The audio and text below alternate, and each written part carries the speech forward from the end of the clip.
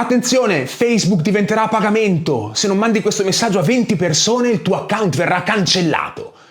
Quante volte vi è capitato in questi anni di ricevere delle catene di Sant'Antonio come questa, magari nella chat di famiglia, col messaggio condiviso da zia Peppina che era lì che girava il sugo con la cucchiara, ma lei lo sapeva che Mark Zuckerberg ti stava per fregare.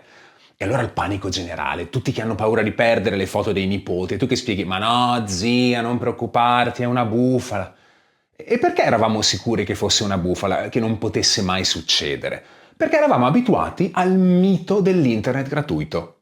Anche perché il fatto che Facebook fosse gratis per sempre ce l'avevano promesso. Era lo slogan scritto nero su bianco sulla home page di Facebook per più di un decennio. It's free and always will be.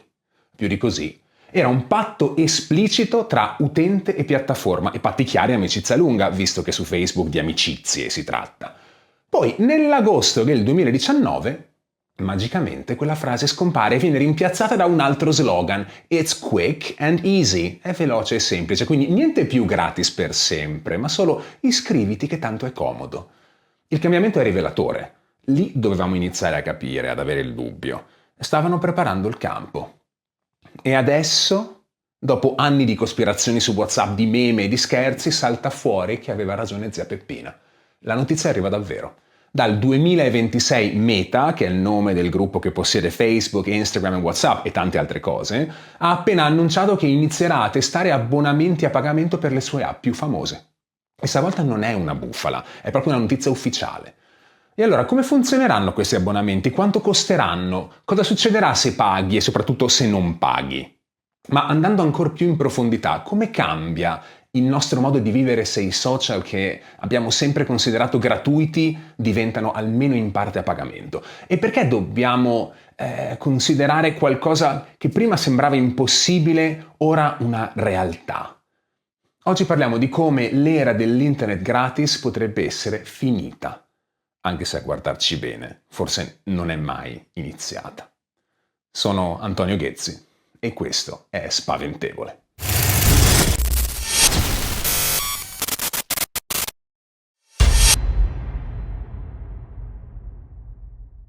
Fin dalla sua inaugurazione nel 1872, il Metropolitan Museum of Art di New York, che tanti chiamano molto più semplicemente The Met, era ad accesso libero. La politica del Met era pay what you wish, fai una piccola donazione e lascia quello che vuoi. Potevi entrare con 1 centesimo. Era come un patto con la città, come dire che la cultura era per tutti. Poi dal 1 marzo 2018, per garantirsi sostenibilità economica, il museo ha introdotto un biglietto obbligatorio di $25 per i non residenti nello stato di New York. Quello che prima era completamente aperto e accessibile a livello universale diventava a pagamento. Nella storia lo stesso schema si è verificato in tantissimi casi, dalle common land inglesi che vengono chiuse e privatizzate con gli Enclosure Acts, all'accesso all'acqua potabile che prima è bene comune e poi diventa servizio con bolletta. La dinamica è sempre la stessa. C'è un bisogno, c'è uno spazio, qualcuno crea l'infrastruttura per utilizzarlo al meglio e inizialmente per popolare l'infrastruttura, per farla usare, è tutto gratuito. Poi, quando aumentano i costi di gestione dell'infrastruttura o semplicemente ci si vuole guadagnare qualcosa, arrivano le tariffe. Pensate all'evoluzione del social network alla Facebook. Il bisogno è quello di interagire, di connettersi anche con persone lontane. Lo spazio è l'universo sconfinato del web con le sue potenzialità infinite. L'infrastruttura è la piattaforma tecnologica messa a disposizione di tutti per soddisfare il bisogno. E l'accesso alla piattaforma è libero. E ci eravamo fermati qui, almeno fino adesso, con l'idea dei social gratis per sempre. Attenzione però, la storiella dei social gratis per sempre è una menzogna molto confortevole. I social non sono mai stati gratis, non erano dei regali. Io in aula agli studenti e ai partecipanti ai miei corsi lo dico da 15 anni, ma mica perché sono più furbo degli altri. Semplicemente faccio ricerca su questi temi e sui modelli di business delle piattaforme digitali emergenti, tra cui i social. E la questione era molto semplice. Se prima gli SMS li pagavi e poi a un certo punto arriva WhatsApp che dopo un po' di passaggi diventa gratis, come fa a stare in piedi il modello? Come fa a sostenersi economicamente? I soldi da qualche parte devono arrivare. E allora ho scoperto che nel mondo del marketing della tecnologia esiste un dogma brutale. If you're not paying for it, you are the product. Se non stai pagando per usare qualcosa, il prodotto sei tu. Che tradotto in termini ancora più diretti vuol dire che Facebook, Instagram e WhatsApp sono gratis per noi perché Facebook guadagna vendendo i nostri dati. E a chi li vendono? Agli inserzionisti, alle aziende, ai partiti politici, e questo è stato un dibattito enorme alcuni anni fa. Vi ricordate dopo lo scandalo Cambridge Analytica del 2018 e i dati di 87 milioni di utenti usati senza il consenso, quindi rubati, per influenzare le elezioni negli Stati Uniti. E sappiamo cos'altro sta succedendo di questi tempi. Quindi Facebook è sempre stato un baratto. Noi ricevevamo un servizio utile e piacevole e intanto cedevamo la nostra privacy, i nostri volti, i nostri orientamenti politici, i nostri pensieri e la nostra attenzione. Tutte queste cosine, tutti questi dati iperprofilati da noi stessi e quindi di grande valore per il marketing, Facebook le impacchettava e le cedeva agli advertiser. Alla fine i social ci hanno sempre munto per ottenere qualcosa da noi. Adesso però la situazione sta cambiando. Dati e attenzione non gli bastano più, vogliono cash. Meta ha annunciato che nei prossimi mesi testerà una nuova forma di abbonamenti premium su 3 delle piattaforme più importanti al mondo: Instagram, Facebook, WhatsApp. Ognuna di queste piattaforme, ha circa 3 miliardi di utenti nel mondo, quasi una persona su 2 al mondo, quindi capite la magnitudine della cosa. Secondo le primissime informazioni ufficiali appena uscite, questi abbonamenti non saranno obbligatori per un uso base delle app, ma aggiungeranno funzionalità esclusive per chi decide di pagarli, quindi sembra che si potrà continuare a accedere, pubblicare post, inviare messaggi, guardare contenuti senza pagare. Ma verranno aggiunte molte funzionalità premium a pagamento. Ad esempio su Instagram, l'abbonamento potrebbe includere strumenti per creare liste di pubblico illimitate, utilissime per creator e aziende. Il vedere i follower non ricambiati, quindi chi tu segui ma non ti segue indietro, non fa follow back. E la possibilità di guardare le storie in anonimato senza notificare l'autore. Sembrano stupidaggini, ma in realtà sono funzioni chiave per chi con Instagram ci fa business, ma anche per chi ormai è addicted, è assuefatto e non vuole che l'ex o la ex veda che gli ha guardato la storia. Su WhatsApp si sta lavorando a una funzione a pagamento che sembra di 4 euro al mese, ma sono tutte ipotesi, per eliminare annunci nelle sezioni come stati e canali, quindi chat generali, messaggi e chiamate ancora gratis, ma funzionalità avanzate a pagamento. E su Facebook, allora, i dettagli sono ancora in evoluzione, ma sembra chiaro che l'obiettivo sia offrire un'esperienza più avanzata o più libera da pubblicità dietro pagamento. Anche qui tutta una serie di servizi potenziati di gestione dei contenuti per le comunità o per i creator digitali. Importante sottolinearlo, il nucleo centrale delle app rimane gratuito. Continuo a dire almeno per ora. Anche per non buttare via una base utenti di 3 miliardi di persone costruita in più di 20 anni. Però l'idea di un internet gratis per tutti, di cui i social erano la cittadella, il cuore pulsante, sta iniziando a cambiare. Ma perché proprio oggi Meta inizia a chiederci dei soldi? Se siamo già il prodotto, perché vuole che diventiamo anche clienti paganti?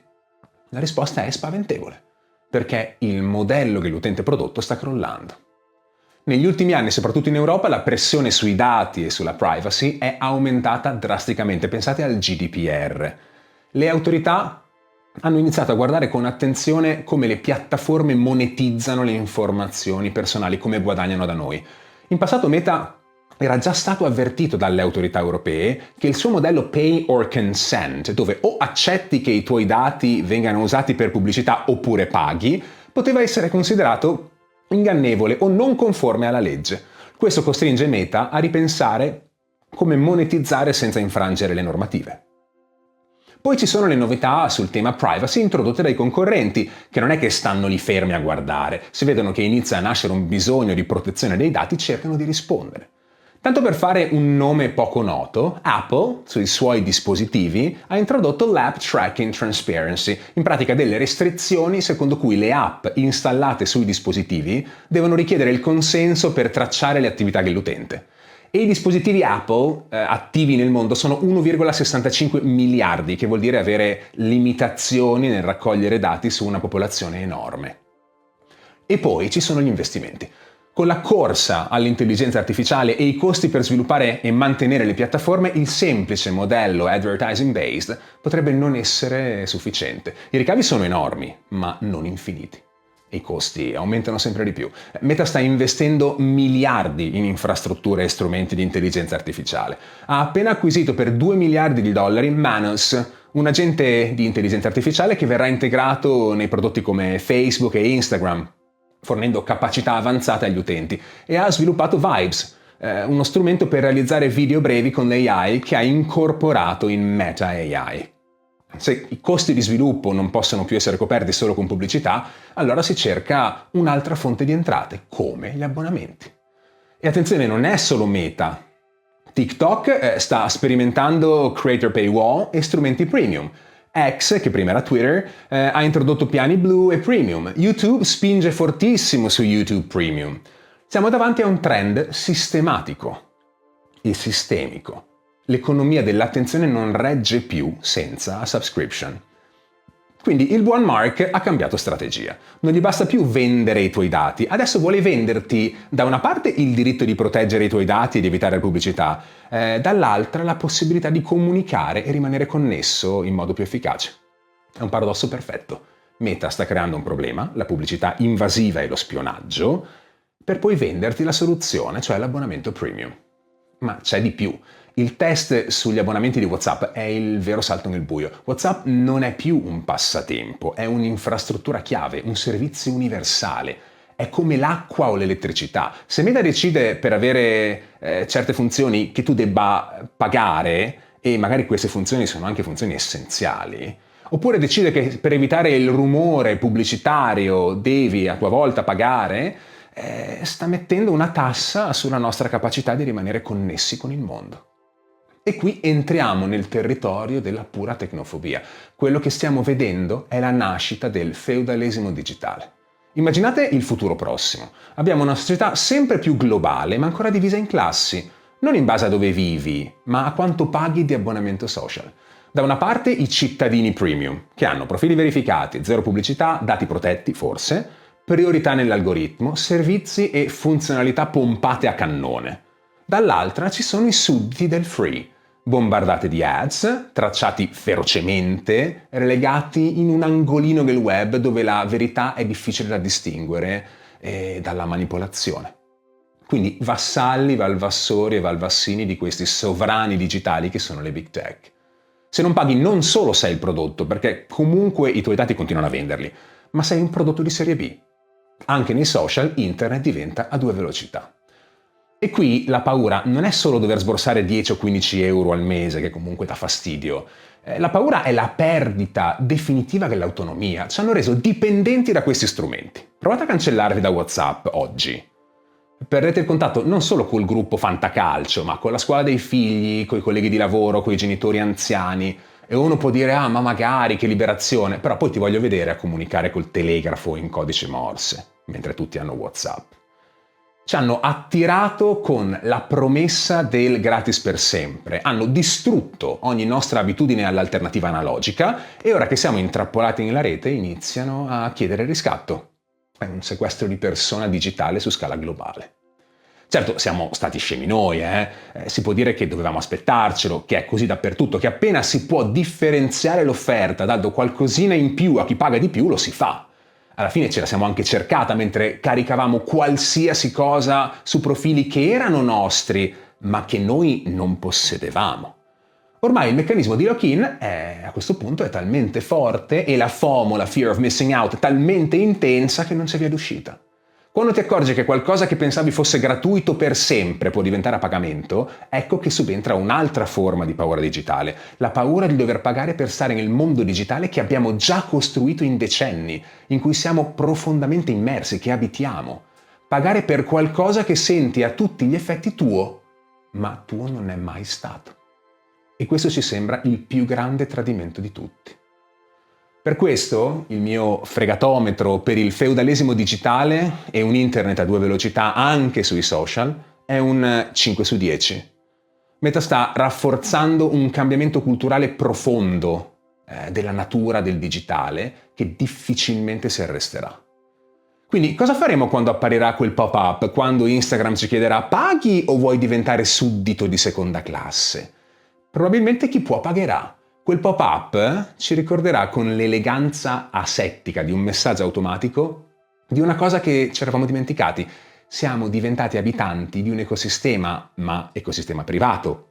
E un ecosistema privato ha delle regole che vengono stabilite dal suo proprietario. Voi cosa farete? Siete pronti a pagare la tassa che ci impone Mark oppure preferite restare il prodotto? E soprattutto, quando vi sentite sicuri e quanto vi sentite sicuri in un mondo dove la vostra identità digitale ha un prezzo mensile? Finché non ci si muove a livello normativo e istituzionale, la risposta resta individuale, è un problema di ciascuno. Benvenuti nel nuovo feudalesimo digitale. E a proposito di problemi individuali, io intanto inizio a prepararmi psicologicamente per la chiamata di mia zia Peppina che mi dice «Te l'avevo detto!» mentre agita la cucchiara.